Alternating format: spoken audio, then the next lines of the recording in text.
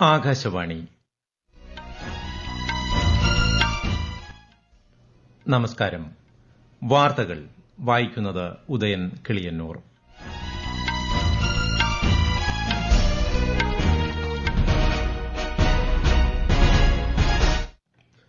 പ്രധാന വാർത്തകൾ.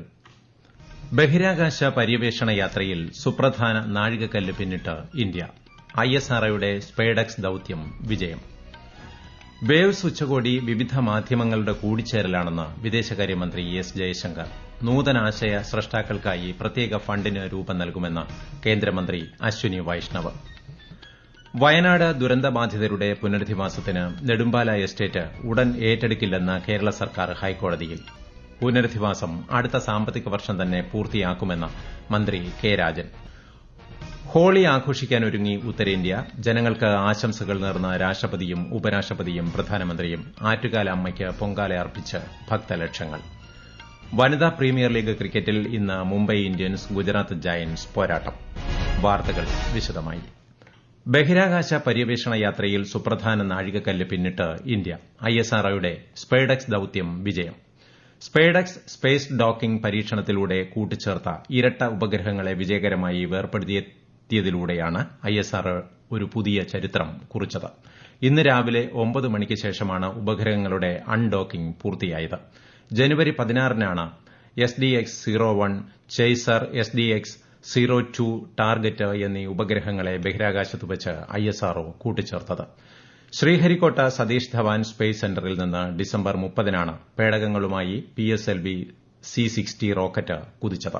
ഡോക്കിംഗ് പരീക്ഷണം വിജയിച്ചതോടെ ഈ സാങ്കേതിക വിദ്യ സ്വന്തമാക്കുന്ന 4ാമത്തെ രാജ്യമായി ഇന്ത്യയും ബഹിരാകാശ ഏജൻസിയായി ISROയും മാറി. റഷ്യ, US, ചൈന എന്നീ രാജ്യങ്ങളാണ് ഇതിനു മുമ്പേ ഈ നേട്ടം കൈവരിച്ചവർ. സ്പേഡെക്സ് അൺഡോക്കിംഗ് പരീക്ഷണം വിജയകരമായി പൂർത്തിയാക്കിയ ISROയെ കേന്ദ്ര ശാസ്ത്ര സാങ്കേതിക മന്ത്രി ഡോക്ടർ ജിതേന്ദ്ര സിംഗ് അഭിനന്ദിച്ചു. ഭാരതീയ അന്തരീക്ഷ സ്റ്റേഷൻ, ചന്ദ്രയാൻ 4, ഗഗൻയാൻ എന്നിവയുൾപ്പെടെ ഭാവി ദൌത്യങ്ങളുടെ സുഗമമായ നടത്തിപ്പിന് ഇത് വഴിയൊരുക്കുമെന്ന് കേന്ദ്രമന്ത്രി പറഞ്ഞു. കണ്ടന്റ് ക്രിയേറ്റർമാർ രാജ്യത്തിന്റെ ഡിജിറ്റൽ അംബാസഡർമാരാണെന്ന് കേന്ദ്ര വാണിജ്യ വ്യവസായ മന്ത്രി പീയൂഷ് ഗോയൽ. ഉത്തരവാദിത്വം ഉള്ള ഉള്ളടക്കം, നൂതനമായ കഥപറച്ചിൽ, നൈപുണ്യ വികസനം, സർഗ്ഗാത്മകതയുടെ കയറ്റുമതി എന്നിവയാണ് സർഗ്ഗാത്മക വ്യവസായത്തിന്റെ 4 ഘടകങ്ങളെന്ന് ന്യൂഡൽഹിയിൽ ഒരു പരിപാടിയെ അഭിസംബോധന ചെയ്തുകൊണ്ട് ശ്രീ ഗോയൽ പറഞ്ഞു.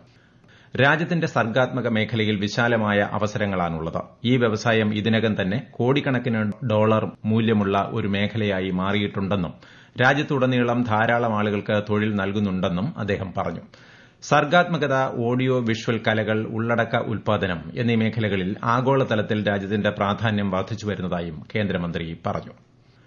കേന്ദ്ര സർക്കാർ മെയ് 1 മുതൽ 4 വരെ മുംബൈയിൽ സംഘടിപ്പിക്കുന്ന ലോക ദൃശ്യശ്രവ്യ വിനോദ ഉച്ചകോടി വേവ്സ് സിനിമ, ഡിജിറ്റൽ ലോകം, IT വ്യവസായം തുടങ്ങിയവയുടെ കൂടിച്ചേരൽ ആണെന്ന് വിദേശകാര്യമന്ത്രി ഡോക്ടർ എസ് ജയശങ്കർ. വേവ്സുമായി ബന്ധപ്പെട്ട ന്യൂഡൽഹിയിൽ നടന്ന ചടങ്ങിനെ അഭിസംബോധന ചെയ്യുകയായിരുന്നു അദ്ദേഹം. Waves represents the coming together of cinema, of the digital world, of content revolution, of the IT industry, and of global capability centers in India. Now, on its part, India happens to be a prolific producer, a mass consumer, an enthusiastic innovator, and an active global contributor. If creativity and innovation are today so visible in this country.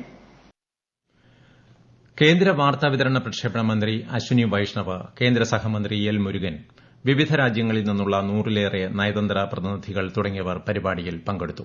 മാധ്യമങ്ങളെ അഭിസംബോധന ചെയ്ത കേന്ദ്ര വാർത്താവിതരണ പ്രക്ഷേപണ മന്ത്രി Ashwini Vaishnav നൂതനാശയ സൃഷ്ടിക്കായി $1 billion ഫണ്ടിന് രൂപം നൽകുമെന്ന് വ്യക്തമാക്കി. വിനോദ മേഖലയിൽ ലോകം അതിവേഗം മുന്നേറുകയാണെന്നും ശ്രീ അശ്വിനി വൈഷ്ണവ് പറഞ്ഞു. $1 billion fund will be created for the creators economy, which will be basically for making sure that all our energetic creators using the latest technologies today, they will be able to get access to capital and hone their skills, upgrade their production levels and reach out to the global market. Pradhan Mantri അന്നദാത ആയ് സംരക്ഷൺ സംയോജിത പദ്ധതി അടുത്ത സാമ്പത്തിക വർഷം കൂടി തുടരാൻ കേന്ദ്ര സർക്കാർ തീരുമാനിച്ചു.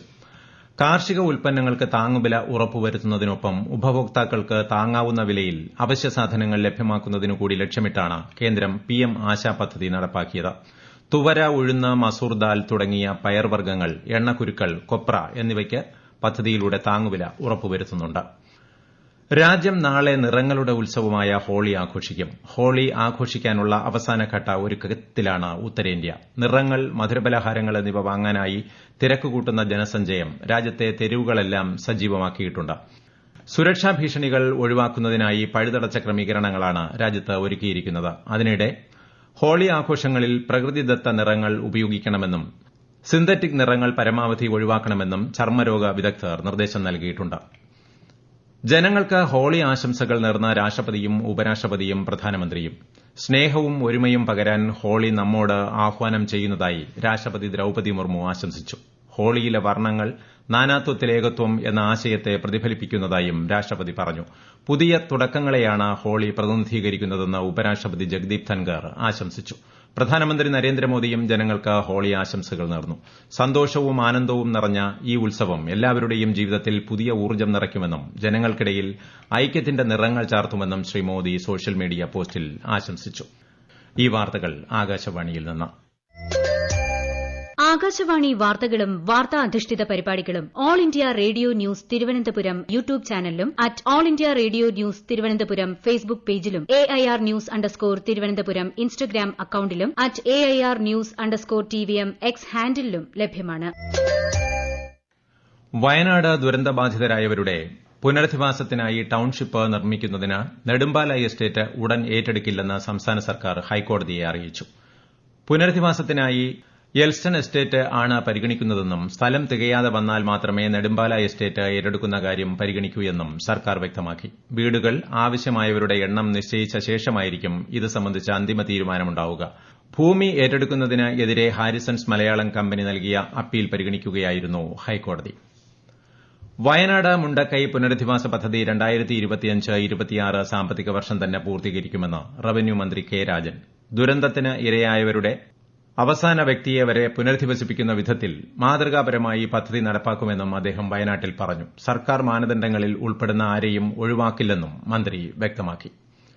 ആറ്റുകാൽ ദേവിക്ക് പൊങ്കാലയർപ്പിച്ച് ഭക്തലക്ഷങ്ങൾ. 10:15 അടുപ്പുവെട്ട് ചടങ്ങും ഉച്ചയ്ക്ക് 1:15 പൊങ്കാല നിവേദ്യവും നടന്നു. പൊങ്കാലയ്ക്ക് ശേഷം തിരുവനന്തപുരം നഗരസഭയുടെ നേതൃത്വത്തിൽ ശുചീകരണ പ്രവർത്തനങ്ങളും നടന്നു. അന്താരാഷ്ട്ര യോഗ ദിനത്തിലേക്ക് 100 ദിവസത്തെ കൌണ്ട് ഡൌണുമായി യോഗ മഹോത്സവ് 2025 തുടക്കമായി. ജൂൺ 21 നടക്കുന്ന 11ാമത് അന്താരാഷ്ട്ര യോഗ ദിനാഘോഷത്തിന്റെ ഭാഗമായാണ് യോഗ മഹോത്സവ് 2025 സംഘടിപ്പിക്കുന്നത്. കേന്ദ്ര ആയുഷ് മന്ത്രി പ്രതാപ് റാവു ജാദവ് ന്യൂഡൽഹിയിൽ പരിപാടി ഉദ്ഘാടനം ചെയ്തു. 100 ദിവസത്തിനുള്ളിൽ രാജ്യത്തിന്റെ വിവിധ ഭാഗങ്ങളിൽ 10 സുപ്രധാന പരിപാടികൾ സംഘടിപ്പിക്കുമെന്ന് കേന്ദ്രമന്ത്രി പറഞ്ഞു. ഇതിന്റെ ഭാഗമായി 10 രാജ്യങ്ങളുമായി യോഗ കൈമാറ്റ പരിപാടിയായ യോഗ ബന്ധൻ നടത്തും. രാജ്യത്തെ 10,000 സ്ഥലങ്ങളിൽ യോഗ സംഗമം സംഘടിപ്പിക്കുമെന്നും ശ്രീ ജാദവ് അറിയിച്ചു. ലോകത്ത് 30 കോടി ആളുകൾ യോഗ പരിശീലിക്കുന്നുണ്ടെന്ന് കേന്ദ്രമന്ത്രി പറഞ്ഞു. योग एक जीवन की शैली ही नहीं बल्कि मानसिक और शारीरिक रूप से स्वस्थ रहने का सशक्त माध्यम भी है. आज पूरे विश्व में 30 करोड़ यानी दुनिया की 8% आबादी से अधिक लोग योग करते हैं. വനിതാ പ്രീമിയർ ലീഗ് ക്രിക്കറ്റിൽ ഇന്ന് നടക്കുന്ന എലിമിനേറ്റർ മത്സരത്തിൽ മുംബൈ ഇന്ത്യൻസ് ഗുജറാത്ത് ജയന്റ്സിനെ നേരിടുന്നു. ടോസ് നേടിയ ഗുജറാത്ത് മുംബൈയെ ബാറ്റിംഗിന് അയക്കുകയായിരുന്നു. മുംബൈ ബ്രാബോൺ സ്റ്റേഡിയത്തിലാണ് മത്സരം. 10 പോയിന്റുമായി ഒന്നാം സ്ഥാനത്തുള്ള ഡൽഹി ക്യാപിറ്റൽസ് ഇതിനകം തന്നെ ഫൈനലിൽ സ്ഥാനം ഉറപ്പിച്ചു. പ്രധാന വാർത്തകൾ വീണ്ടും. ബഹിരാകാശ പര്യവേഷണ യാത്രയിൽ സുപ്രധാന നാഴികക്കല്ല് പിന്നിട്ട് ഇന്ത്യ. ISROയുടെ സ്പെയ്ഡെക്സ് ദൌത്യം വിജയം. വേവ്സ് ഉച്ചകോടി വിവിധ മാധ്യമങ്ങളുടെ കൂടിച്ചേരലാണെന്ന് വിദേശകാര്യമന്ത്രി എസ് ജയശങ്കർ.